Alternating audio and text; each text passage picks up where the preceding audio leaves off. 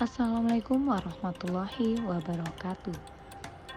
Kami dari kelompok 5 akan mempresentasikan hasil diskusi kami mengenai penilaian dan evaluasi pemahaman dalam UBD, mampu berempati. Kelompok 5 yang terdiri dari Dwi Puspa Handayani, Naili Muflihah, Diah Nur Sofi, Fajriati Erlia Fauzi, dan Irlan Oktaviani. Pada tahapan pembelajaran UBD terdiri atas 3 tahapan pembelajaran. Yang pertama, mengidentifikasi hasil yang diinginkan. Kedua, menentukan bukti belajar yang dapat diterima.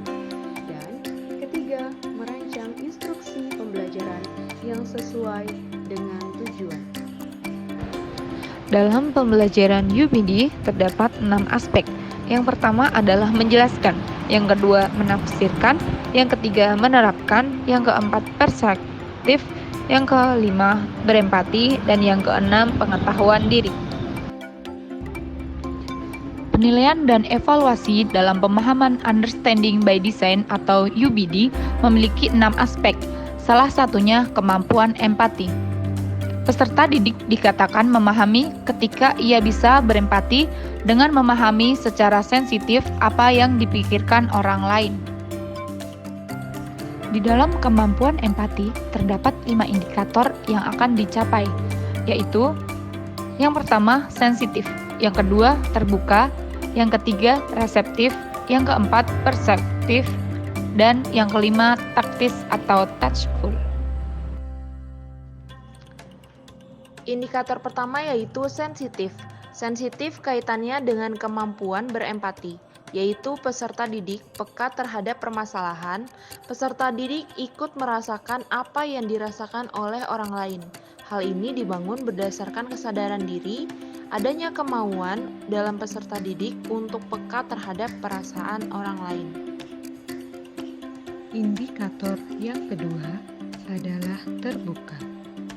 Terbuka kaitannya dengan kemampuan berempati ialah peserta didik menerima tanpa paksaan.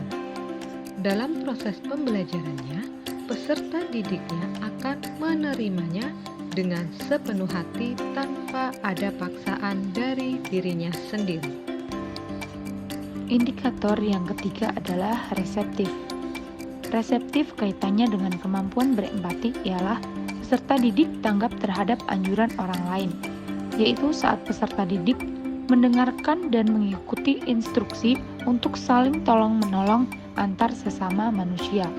Maka, peserta didik menerapkannya dengan cara tanggap sosial seperti bisa berbagi dan mau menolong kepada orang yang terkena musibah. Indikator yang keempat adalah perspektif.